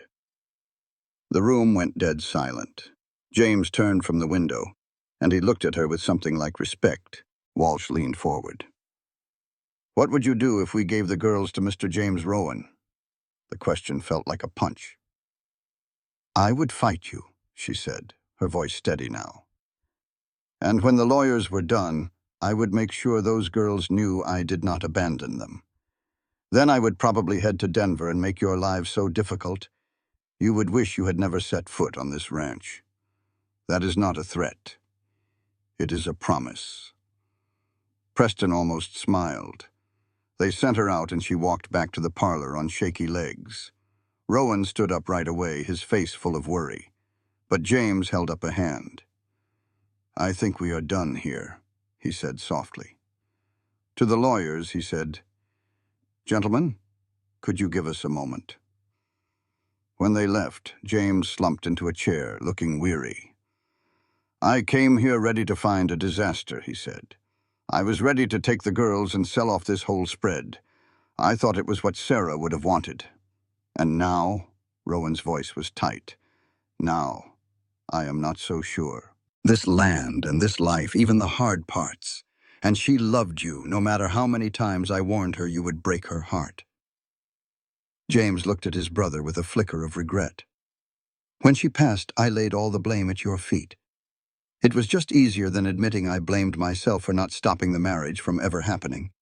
I thought if I'd just tried harder, maybe she would have stayed in Denver with doctors who could have saved her. Or maybe she would have died all the same, Rowan said softly. A hemorrhage does not care about geography, James. It does not care about money or city hospitals either. I know that. In my head, I do. But grief does not listen to reason. James rubbed his face, looking bone-tired. I have spent 2 years building this case, telling myself I was saving my nieces from you. But watching them yesterday, listening to what they told us, his voice grew thick. Margaret told Walsh she would rather die than leave this ranch. She said her daddy is not perfect, but he is hers. And you? He looked right at Evelyn. She said you are the first person since her mama died who lets her be exactly who she is. Evelyn felt a surprising sting in her eyes.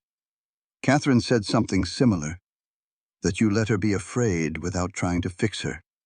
And it is the safest she has felt in 2 years. James's jaw was tight. Even little Lily, who barely knows what is going on, told Preston that Evie makes Papa smile, and that is important because he was sad for a very long time. Those words hung in the air. Rowan had gone completely still, his eyes locked on his brother. So, what exactly are you saying? Rowan asked, his voice low and careful. I am saying I was wrong. This marriage might have started for convenience, but it has become something more. It is helping my nieces heal in a way I never thought possible. James stood and walked to the window. Taking them away from here would hurt them more than it would help, no matter my own feelings about you remarrying so fast. You are dropping the custody claim?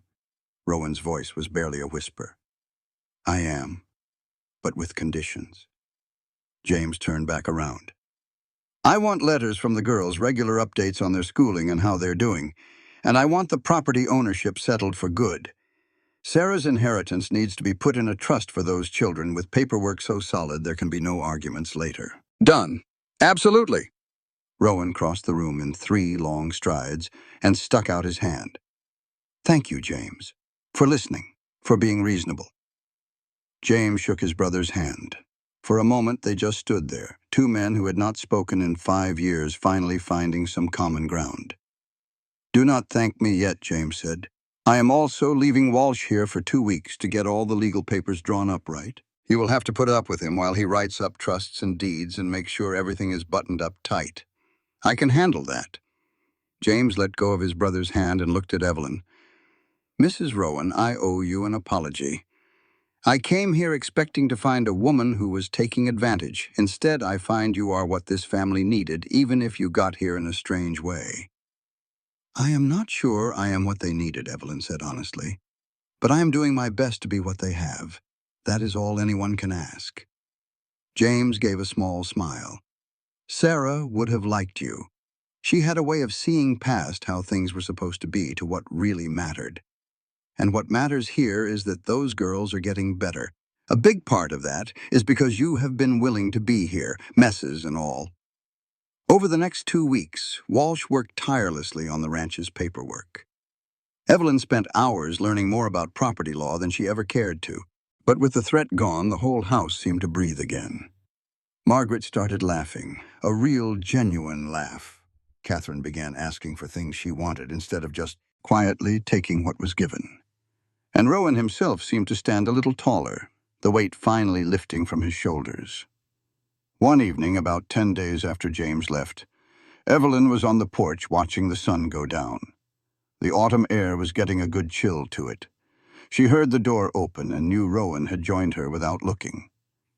They stood there in a comfortable quiet, watching the last light paint the mountains. Finally, Rowan spoke.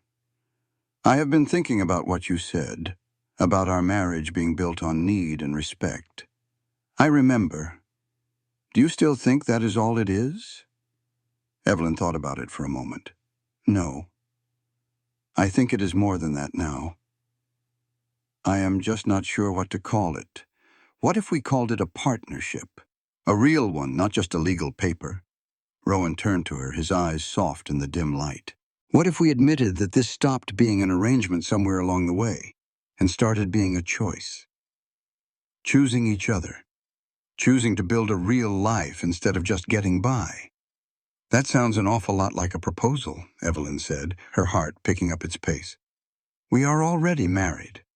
I cannot propose something that has already happened. Rowan smiled. But I can ask if you are willing to make it real, not just on paper. A real marriage. A true partnership. A commitment to building a life together. Evelyn looked at him, really looked at him. She saw the man she had come to respect. A man who had kept his every promise and fought beside her to protect his girls. A man who felt like the safest place she had ever known. Yes, she said simply. I would like that very much. A true, genuine smile spread across Rowan's face, changing his whole expression. Yeah. Yeah. Evelyn found herself smiling right back. Well, we have done this whole thing backwards from the start. Might as well make it real now that we know it works. He took her hand, his fingers lacing with hers. I have something for you, if you will have it. Something to mark this as different. What did you have in mind? Come with me. He led her out to the barn, where he opened a small wooden box. Inside was a simple handmade gold ring with a small stone that glinted in the lantern light. It was my grandmother's, Rowan said quietly. The only piece of family jewelry that did not go to Sarah. I had it resized for you. He took the ring from the box, his hands shaking just a little. It is not much, but it is honest. And it is yours, if you want it. Evelyn felt tears welling up. It is beautiful. May I? She held out her left hand, and Rowan slid the ring onto her finger. It fit perfectly. This is not about owning you, he said softly. This is about choosing each other every single day, especially when it is hard. Can you do that? I think I can. Evelyn looked from the ring up to his face. Can you? I can try. That is all I am ever any good at. Then we are a good match. He kissed her then, a gentle, careful kiss that was full of hope. When they pulled apart, they were both smiling. Should we tell the girls? Evelyn asked. They already know. Margaret has been watching us circle each other for weeks with that all-knowing look only a 14-year-old can manage. Of course she has. They walked back to the house hand in hand. Inside, 3 girls looked up from their schoolwork. Margaret's eyebrows shot up when she saw their hands. Catherine broke into a wide grin, and Lily let out a happy shriek. Does this mean you are staying forever? Lily demanded, running to hug Evelyn. It means I am staying for as long as forever lasts. Evelyn knelt by the little girl. I love you, and leaving would be terrible. The simple words hit Evelyn right in the heart. She looked at this child, this family she had joined out of pure desperation, and felt something inside her break wide open in the best way. I love you too, little bird. All of y'all. Margaret ducked her head, trying to hide a smile. Catherine came over and wrapped her arms tight around Evelyn's waist.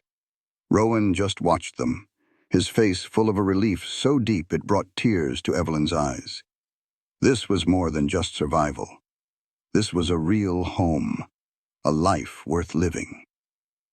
The winter came on early that year, covering the valley in snow. Walsh, the lawyer, left with handshakes and good wishes. Letters started coming from James and Denver, each one warmer than the last. Margaret began to let go of her heavy burden. Catherine found her voice and wasn't afraid to use it. And Lily just kept being her wonderful, happy self. She was just herself again, finding joy in the little things and showing them all that a good laugh wasn't turning your back on sorrow. It was a way of saying you had made it through. Evelyn and Rowan started to fit together like 2 old puzzle pieces. They took their time, real slow and careful, learning each other's ways. Before long, their separate rooms became one. Not 'cause they had to, but 'cause they plain wanted to be close. Their talks got deeper, and the trust between them grew solid as an oak. Somewhere in all that, this business arrangement of theirs turned into something else entirely. It was real love, the kind built on honesty and respect. The kind where you wake up and choose that person all over again every single day. One late winter evening, Evelyn was up on the ridge at her daddy's grave, just looking out over their snow-covered valley. She had brought some dried wildflowers from the fall, the kind he always loved, and laid them real gentle by the stone. I reckon you would like it here, Papa, she said, soft-like. It is not what we planned, but it is good, real good. It is home now. She heard the crunch of boots in the snow behind her. It was Rowan. He came up beside her and wrapped his big coat around her shoulders without a word. They just stood there in the cold, watching the sun dip low over the valley they now called their own. Any regrets? He finally asked. Evelyn, she thought on that for a good minute. She thought about all she had lost. Her daddy, her home, the life she had pictured. Then she thought about all she had found. 3 little girls, a partner, and a real purpose. A journey from just surviving to truly belonging. No regrets, she said. Not a one. They headed back to the house as the first stars started popping out in the sky. Through the windows, Evelyn could see the girls getting the table ready for supper. They moved together like a well-oiled machine, like folks who had learned to be a team. Smoke curled up from the chimney, and a warm light spilled out onto the snow. And from inside, she could hear them laughing. This right here, this was what it meant to build a new life from the ashes of an old one. It was not perfect, but it was real and solid. It was not some storybook romance, but a partnership born in hard times and made strong by promises. This was not a family tied by blood, but one they chose every single day with little bits of kindness and grit. Evelyn walked through that door into all the warmth and noise, with Rowan's hand steady in hers. She felt that last little piece of her heart just settle right into place. She was finally home. Not 'cause life was perfect, but 'cause she had found folks worth building a messy, imperfect life with. And as little Lily ran and hugged her legs, wanting to be picked up, Evelyn knew that was more than enough. The story that started in dust and desperation had found its ending in snow and laughter. It ended with the quiet knowing that the best gifts in life sometimes come in the toughest packages. Sometimes love is not a flash flood of passion, but a slow creek rising from respect. And sometimes family just means choosing each other, day in and day out, until it is as natural as taking your next breath. And just sometimes the life you end up with is a whole lot better than the one you had mapped out. Not in spite of how it all started, but because of it. This content was carefully researched, developed, and manually edited by our team to deliver meaningful stories with valuable life lessons. Every narrative is crafted to entertain, inspire, and empower our audience. We believe that great stories can change lives, and we are committed to bringing you content that matters. Thank you for being part of our community.